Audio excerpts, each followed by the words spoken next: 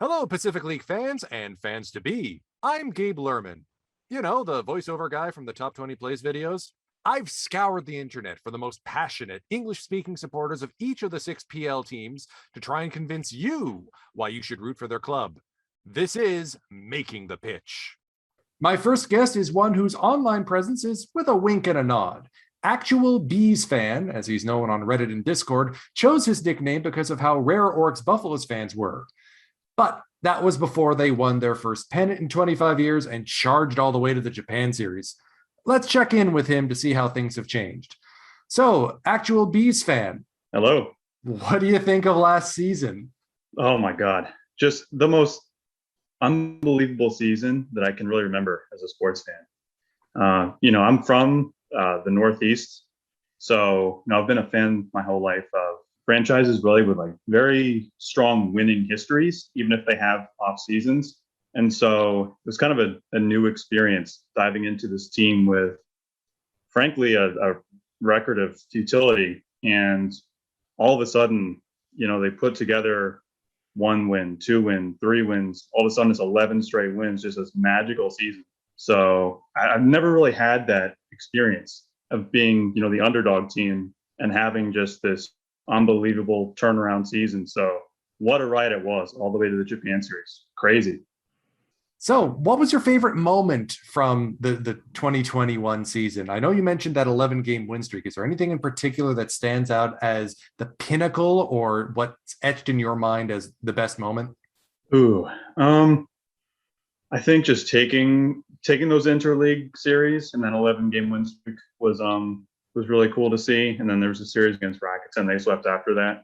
I think the Japan series, just like as a fan, just that experience was probably my favorite moment of the season. If I had to pick one moment from it, it would be Adam Jones's home run in Game 5.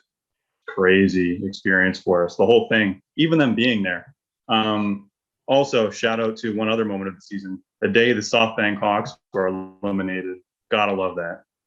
Yeah, there was definitely some chatter on Twitter about an 8-year postseason streak and a 4-year Japan Series title streak coming to a crashing halt. Oh, yeah. If we wanted to get in, it had to be somebody. Based on this incredible run, based on the roster that Orix has built, who's your favorite player of the group? I definitely got to go with Sugimoto. He's just such a lovable guy. It's funny. You think of the saying, you can't teach an old dog new tricks. I don't want to call him old, but he was in his age 30 season. So to see somebody break out like that in their age 30 years, it's almost unheard of. And there was rumblings of him, getting some pointers from Adam Jones. Must have been good ones if that's true.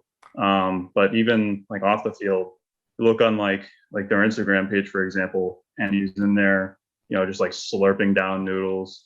Just like a silly guy, character guy, and now their power hitter, really, the cleanup hitter. So, gotta love him.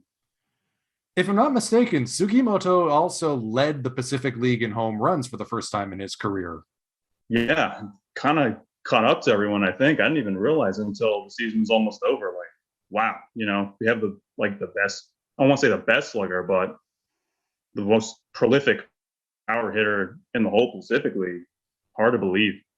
And when you're talking about comparing with the Hawks' fearsome lineup and the Lions lumber crew, to stand head and shoulders above that's high praise for Sugimoto. Absolutely. Even Bilyj Martin, who was on a tear to start the season, we thought he would run away with it. So who should North American fans keep an eye on for next season? We know Sugimoto was the breakout player in 2021. Who should we keep an eye on next year for? Well, if you're a fan of Major League Baseball, if you're a North American fan of any of the Japanese teams, I think right now you really, for the next couple of years, you really have to look at Yoshinobu Yamamoto, just the quintessential ace that you want on just every staff. Could probably plug into like a number 2, number 3 slot in the rotation of almost any team in the majors right now. You look at the way he's improved the last couple of years. In 2020, he had some good starts, some ups and downs. And this year, he just laid waste to basically every team down the stretch. Got mid upper 90s stuff. Don't want to make it like a direct comparison to Justin Verlander, but the way he carries his velocity into the late innings, a couple starts, you saw him going like mid upper 90s in the ninth inning. So as far as skills, translating over to the major league level, I think Yamamoto is definitely going to be the pick there. I mean, he's got an AG Sawamura award and a Best Nine nomination in his age 22, 23 season. There's a long road ahead of success for Yamamoto if he can stay healthy and if he can keep this up. If he could get better, like, my goodness. You talk about becoming a fan at the right place at the right time for the right team. Yeah. How did you become a fan of the Buffaloes in the first place? All right, I think you're going to find this amusing. I haven't really spilled the beans on this story yet. So it's March of 2020, and at that point, the MLB is still kind of in limbo. No one really knows what's happening, and my brother looks, just because he's curious, like, oh, what's going on with Japanese baseball? Because we are always kind of interested in it, but never really like tuned into any of it or got involved. And he sees the season starting in like 2 days. So he goes, okay, he basically just more or less picked a team out of a hat. So I wound up doing the same thing, and I came up with the Buffaloes. Now we're starting the 2020 season, and Orix right off the bat goes 1-7, and they're really not.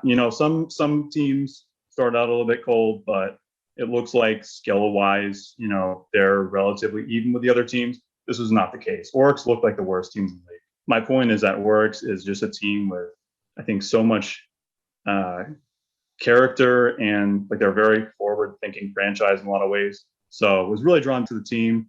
Not long after, it's the ninth inning against the Fighters.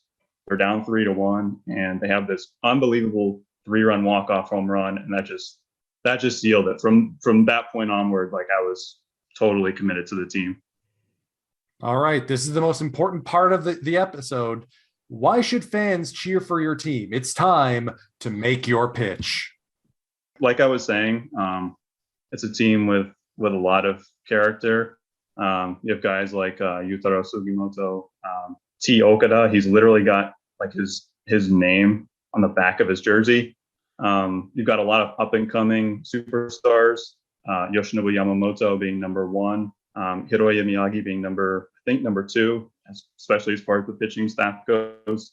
And then you have, as I mentioned briefly, a very forward-thinking franchise, in that not only are they very proactive in signing foreign talent, which is important to succeed in MPB for most teams, but they also, there's this interesting thing with a lot of teams where they are hesitant to break away from kind of the traditional view of Japanese baseball. For example, favoring like small ball and bunts and just the way they develop their players.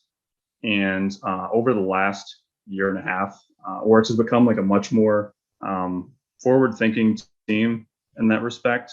A lot of power hitting. They still have a little bit of that small ball every now and then. And it's not just the front office of the team, too. It goes down to the manager, Satoshi Nakajima, who took over in the middle of the 2020 season. And you see him on the bench, and he's hugging the players. He's having fun with the players. He's willing to. He's not a controlling or dictatorial manager. He's someone who sees himself as a leader, not a boss, basically.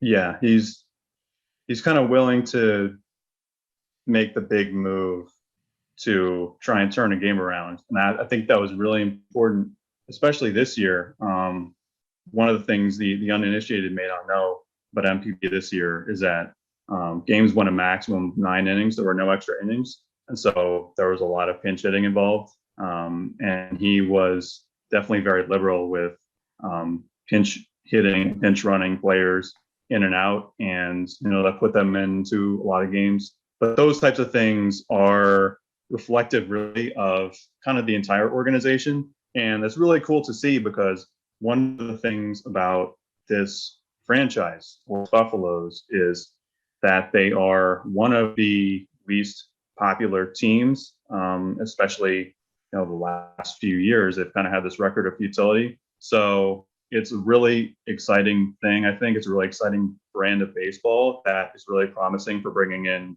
more fans. Yeah, and get in on the ground floor before this team takes off, basically. To sum it up, if you are a fan of home runs and big scoring innings, if you're a fan of pitchers who can attack the zone night in, night out, go 9 innings every 5, and if you're a fan of organizations that are at the bleeding edge of making change and making waves in the league, you too should be an actual Bees fan and cheer for the Orix Buffaloes. Right. Awesome. Well, thank you for your time, actual Bees fan. Hopefully we'll be able to get a few more actual Bees fans to your cause. Thank you for watching. Be sure to like, subscribe, do all that YouTube stuff, and keep an eye on our Pacific League English language channel. We've got more of these Making Your Pitch videos to come. Take care, everyone.